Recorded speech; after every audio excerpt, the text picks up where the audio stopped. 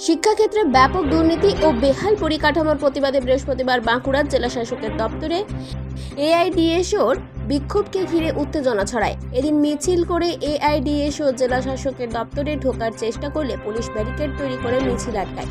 আন্দোলনকারীরা ব্যারিকেড ভেঙে দপ্তরে ঢোকার চেষ্টা করলে পুলিশের সাথে কার্যত ধাক্কাধাক্কি হয় আন্দোলনকারীদের। শিক্ষকের অভাবে রাজ্য জুড়ে একের পর এক স্কুল বন্ধ হয়ে যাচ্ছে। বহু কলেজের পঠন পাঠনও বন্ধ হচ্ছে। কলেজের ভর্তির ক্ষেত্রে জটিলতার শিকার হচ্ছে পড়ুয়ারা। পরিকাঠামোর অভাবে ধুঁকছে অধিকাংশ শিক্ষা প্রতিষ্ঠান।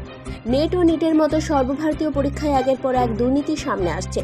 এর জন্য দায়ী কেন্দ্রের ও রাজ্যের শিক্ষানীতি। অবিলম্বে সেই শিক্ষানীতি বদলের দাবিতে বৃহস্পতিবার বাঁকুড়ায় জেলা শাসক দপ্তর অভিযানের ডাক দেয় এআইডিএসও।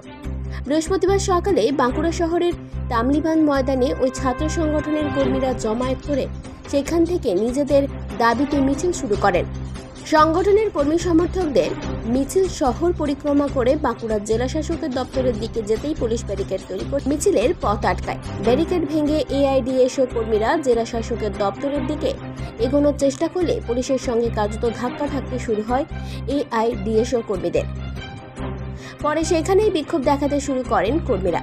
এআইডিএসওর দাবি, অবিলম্বে দাবি পূরণ না হলে আগামী দিনে আরও বৃহত্তর আন্দোলন হবে।